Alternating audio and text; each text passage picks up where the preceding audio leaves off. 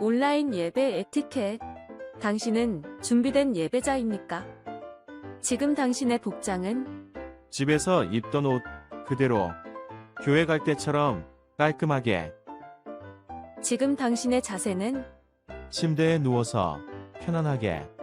책상에 앉아서 준비된 자세로. 찬양을 부를 때 당신의 자세는? 누가 들을라. 침묵을 지켜요. 마음을 다해 소리내어 찬양해요. 기도할 때 당신의 자세는? 누가 보지도 않는데 다른 짓 좀 하면 어때? 마음과 정성을 다하여 진심으로. 당신의 예배 자세는 어떤 모습인가요? 준비된 몸과 마음으로 하나님께 영광 돌리는 거룩한 예배 시간 되시기 바랍니다.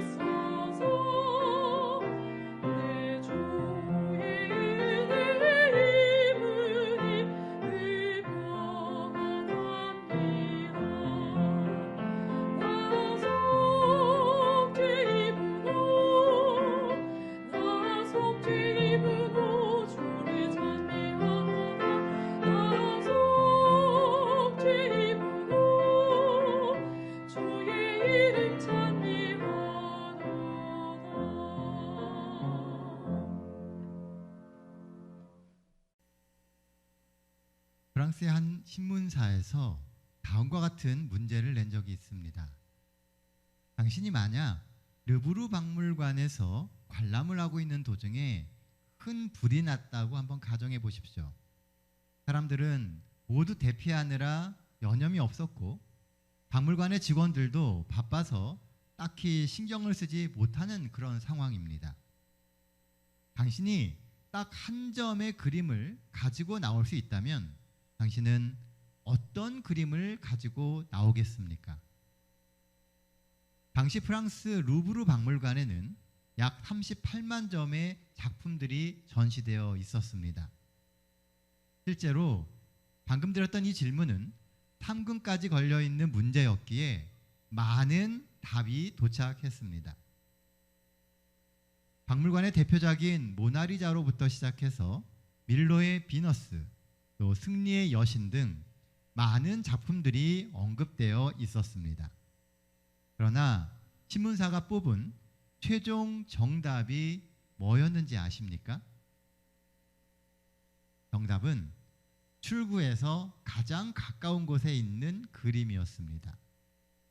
원래 신문사에서는 사람들이 가장 아끼는 작품이 무엇인지 알아보기 위해서 이 문제를 냈었습니다.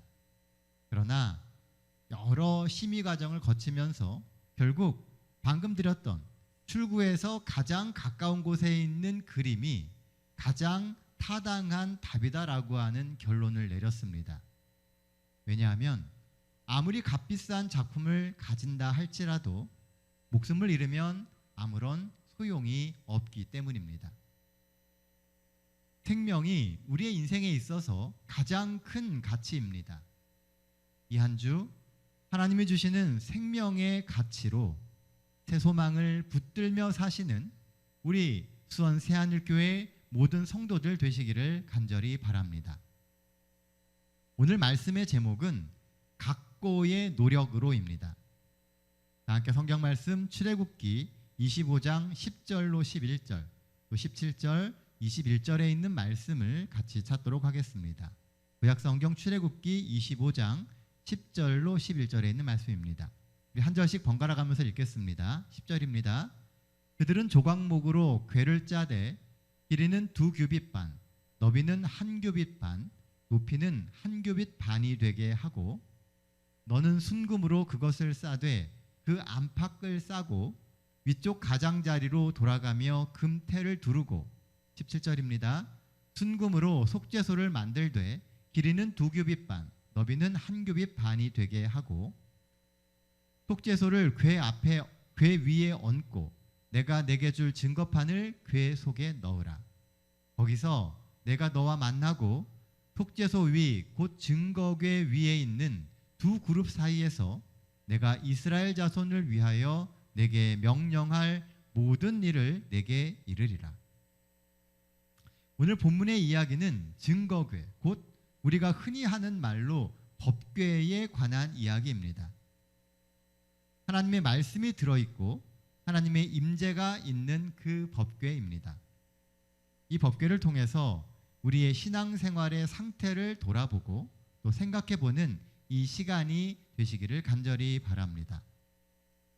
본문이 주는 첫 번째 기별은 삶을 드리는 신앙생활을 하라라고 하는 것입니다. 10절 말씀입니다. 그들은 조각목으로 궤를 짜되 길이는 2규빗 반, 너비는 1규빗 반, 높이는 1규빗 반이 되게 하고 성소를 지을 때 사용하는 모든 목재는 조각목입니다.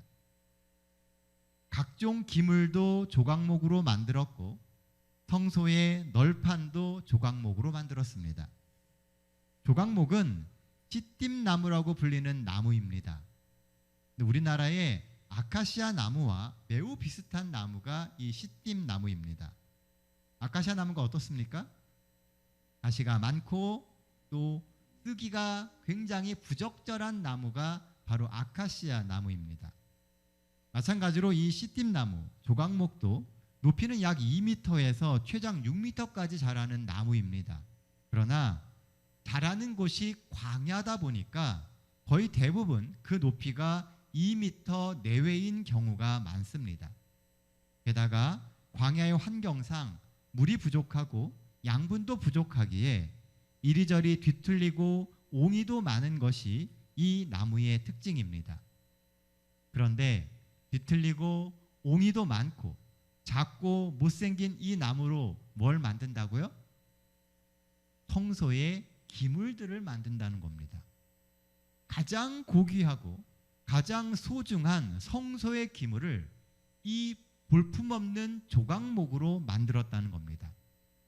그런데 아까 말씀드렸다시피 거칠고 메마른 들판에서 이 시띠나무 조각목이 자라기 때문에 곱게 자라기보다는 휘어지고 많이 비틀어져 있습니다.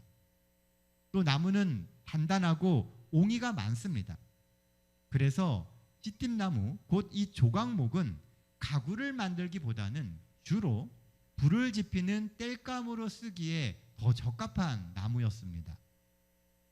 그런데 왜 하나님은 조각목으로 성소의 기물을 만들라고 하셨을까요?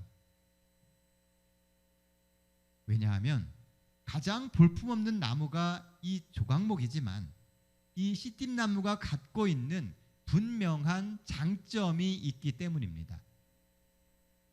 시띠나무는 볼품이 없습니다. 하지만 오랜 시간 열악한 환경 가운데서 자랐기에 마른 다음에도 변형이 많지 않습니다. 또한 나무가 아주 단단합니다. 그래서 처음에는 다루기가 어렵지만 만들어진 후에는 그 단단함을 오랫동안 사용할 수 있습니다. 그래서 볼품없는 시띠나무가 성소의 기물을 만드는 나무로 택함을 받게 된 것입니다. 오늘날 하나님이 택하신 우리들도 비슷합니다. 우리는 분명 세상적으로 볼 때 그리 폼나는 사람들은 아닙니다. 여러 가지 부족한 면도 많고 모가 나서 답이 없는 성격과 삐뚤어진 삶의 모습도 질비합니다. 그러나 그런 우리를 하나님이 선택하셨습니다. 왜요? 우리에게 있는 장점 때문입니다. 재림교회 성도들은 아주 오랜 시간 힘든 신앙생활들을 해오고 있습니다. 그래서 단단한 진리의 토대 위에서 신앙생활을 해요. 성경을 읽고 깊이 묵상하고 공부하고 우리가 믿고 있는 그것이 무엇인지를 확실히 알고 가는 성도들이 재림 성도들입니다. 우리가 하나님이라고 하는 든든한 토대 위에 굳게 설 때 우리는 하나님의 부르심에 합당한 성도가 되는 것입니다. 그런데 우리가 주목해 볼 부분은 조각목이 어떤 과정을 거쳐서 성소의 기물이 되느냐 하는 것입니다. 시띠나무는 가시도 많고 많이 틀어져 있습니다. 그래서 시띠나무로 성소를 세우는 널판과 성물을 만들기 위해서는 먼저 시띠나무의 가시를 제거하고 거친 껍질을 벗겨야만 합니다. 원래 가졌던 날카로움과 거친 껍질을 벗어야 비로소 성소의 기물이 될 수 있는 자격을 갖추는 것입니다. 가시와 두꺼운 껍질은 이 시띠나무를 지켜주던 것이었습니다. 하지만 그것을 벗어 던질 때 새로운 삶을 살아갈 수 있다는 것이죠. 마찬가지로 우리 역시 남을 찌르고 나를 방어해 왔던 나만의 날카로운 가시들을 삶에서 제거해야 합니다. 나를 감추고 방어하려는 두꺼운 껍질도 벗어버려야 합니다. 나를 하나님 앞에 완전히 오픈시킬 때 그때 비로소 바로 그 지점부터 우리의 삶은 하나님의 손에 붙들린 그리스도인의 삶이 되게 되는 것이죠. 세상을 살면서 모두 제 잘난 맛에 산다지만 우리 자신을 돌아보면 조각목처럼 거친 세상을 살아가며 이기적이고 자기중심적이고 아주 구부러져서 휘어져 있는 우리의 실제적인 모습을 발견하게 됩니다. 우리의 성품은 다른 사람들을 따뜻하게 품기보다는 다른 사람들에게 상처를 주는 수많은 가시들로 뾰족뾰족 돋아나 있는 것을 보게 됩니다. 살면서 체득한 경험과 지식들은 타인들을 유익하게 하기보다는 나도 모르는 사이에 굳어진 옹이로 자리 잡아 하나님께 영광을 돌리고 삶의 지혜를 갖지 못하는 그런 삶을 만들어가고 있습니다. 나이가 들면 더 여유롭고 넉넉해야 되는데 이상하게 사람이 점점 더 좁아지는 것처럼 느껴지는 경우가 많습니다. 그래서 사람들은 나이가 들면 아이가 된다고 하는가 봅니다. 내 마음이 커지면 주변 사건들이 작아집니다. 그러나 내 마음이 쪼그라들고 좁아지면 내 주변에서 일어나는 일들은 점점 더 크게 느껴집니다. 그래서 정말 별것도 아닌 작은 일에 고집을 부리고 또 마음이 상해하다가 전체를 망가뜨리는 경우가 종종 생기죠. 이런 삶의 옹이와 가시는 우리의 마음을 좁아지게 만듭니다. 그래서 우리의 삶의 껍질과 옹이들을 제거하고 전적으로 하나님께 삶을 맡겨야 비로소 우리가 하나님의 백성이 되고 비로소 하나님의 나라에 합당하고 쓰임받는 성도가 되는 것입니다. 그렇게 껍질이 벗겨지고 옹이가 제거된 조각목에 뭘 입힙니까? 하나님은 그 조각목을 벗겨놓고 그냥 두지 않으세요. 그 조각목에다가 무언가를 입히십니다. 그게 뭐예요? 금입니다. 그 볼품없고 값어치 없던 그 조각목에 금을 입힙니다. 그래서 이젠 모자라고 뒤틀린 조각목의 모습은 감추어지고 오직 찬란하고 아름다운 금만 보입니다. 우리의 어리석음과 또 거친 부분을 하나님은 말씀으로 다듬어 주시고 십자가의 보혈로 씻고 덮어 주십니다. 말로 표현할 수 없는 하나님의 은혜죠. 하나님께서 조각목을 사용하셔서 성소와 성물을 만드시고 금으로 입히게 하심은 너희들이 능력이 있어서 거룩해지는 것이 아니라 내 은혜로 인해서 너희들이 내 백성과 일꾼이 된다라고 하는 것을 가르쳐 주시기 위함이 아닐까요? 우리가 하나님이 이끄시는 그 이끄심에 순종하는 사람이 될 때 하나님은 우리의 삶에 금을 입혀 주십니다. 모자라고 부족한 우리의 의가 아니라 찬란하고 빛나는 하나님의 의로 우리의 삶을 덮어 주십니다. 그래서 비로소 우리가 거룩한 하나님의 사람, 성도가 되는 것입니다. 사랑하는 성도 여러분, 하나님께 여러분들의 삶을 드리십시오. 인간적인 욕심과 고집을 내려놓고 하나님이 만들어주시는 삶의 모든 것을 맡기시기 바랍니다. 우리의 거룩은 우리의 행위로 만들어지는 것이 아니라 하나님이 입혀주시는 그 은혜로 만들어지는 겁니다. 온전히 하나님의 은혜를 기대하며 삶을 하나님께 기꺼이 드리시는 우리 수원 새하늘교회 모든 성도님들 되시기를 간절히 바랍니다. 본문이 주는 두 번째 기별은 하나님의 은혜와 사랑의 통로가 되는 삶을 살라라고 하는 겁니다. 16절 17절 말씀입니다. 내가 내게 줄 증거판을 궤 속에 들지며 순금으로 속죄소를 만들되 길이는 2규빗 반, 너비는 1규빗 반이 되게 하고. 우리가 두 번째로 본문에서 보길 원하는 것은 증거궤, 곧 법궤의 구조와 목적에 관한 것입니다. 이 법궤를 만든 목적이 무엇입니까? 말 그대로 하나님의 거룩한 율법을 넣어서 보존하는 겁니다. 법을 넣어두는 상자인 것이죠. 그래서 법궤입니다. 그래서 이 법궤 안에는 하나님이 주신 십계명이 적힌 그 돌판이 들어 있었습니다. 십계명이 없는 법궤는 의미가 없고 가치도 없습니다.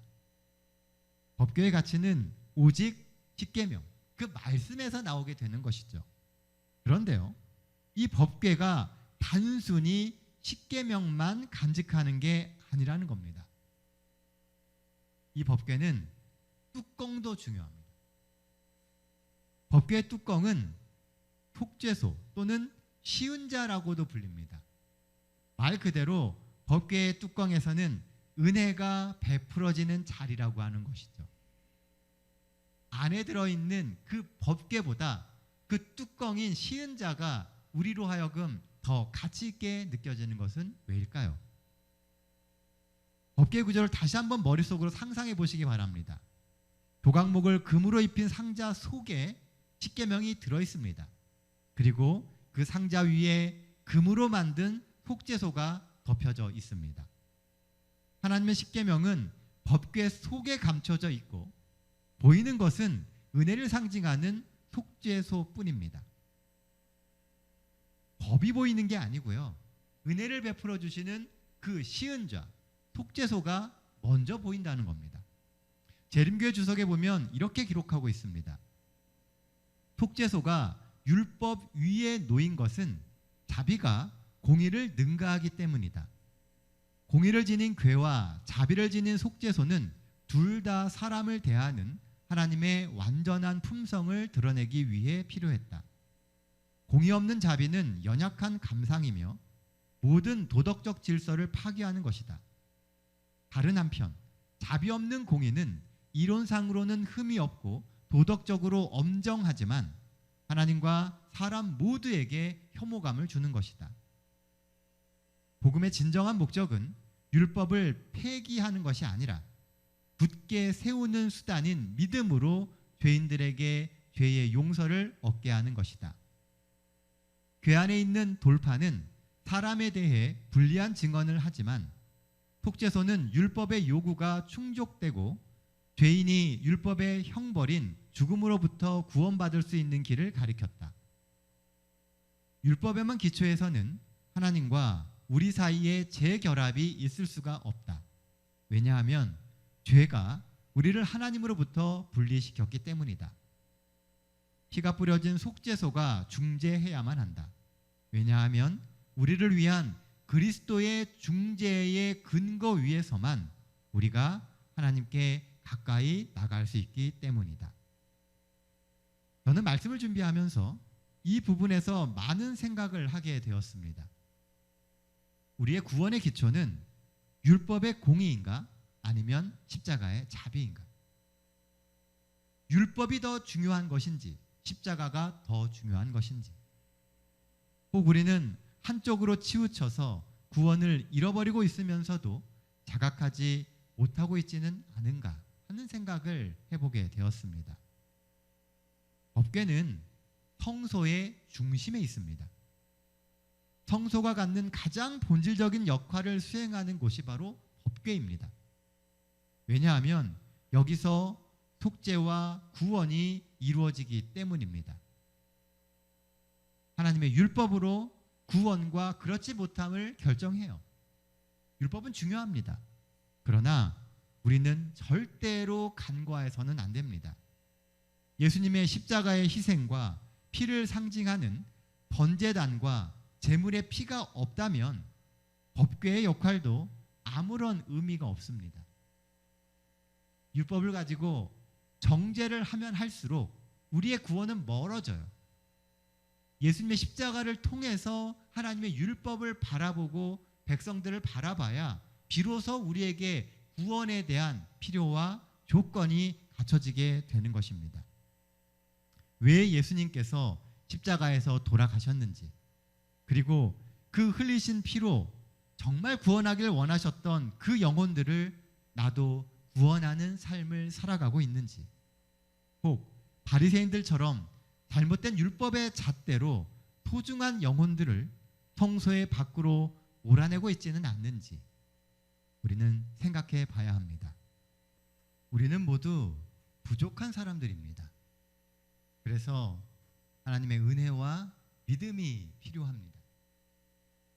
하나님의 눈으로 나를 바라보고 또 내 가족들을 바라보고 내 이웃들을 바라봐야 합니다. 그래서 우리의 주변의 사람들에게 하나님이 어떤 분이신지 보여주는 삶을 살아야 합니다. 그게 법궤에 담긴 매우 중요한 영적 의미입니다. 자비와 공의가 공존하는 곳, 교회는 그런 곳이 되어야 합니다. 율법의 원칙 위에 굳게 서야 하고, 또 다른 면으로는 끝없는 사랑으로 모두를 감싸고 붙들어 안아야 합니다. 어느 한쪽도 버려서는 안 됩니다.